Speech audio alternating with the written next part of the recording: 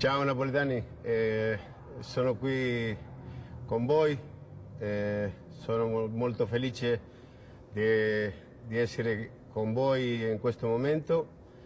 Io so sinceramente che l'amicizia e tutto quello che abbiamo fatto in Napoli lo sappiamo i napoletani e io.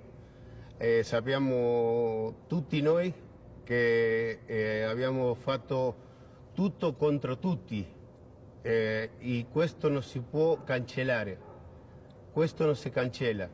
Per quello tutto quello che dicano di me sui napoletani non darle retta, perché io con voi sarò sempre lo stesso Diego il napoletano. Un bacio per tutta Napoli.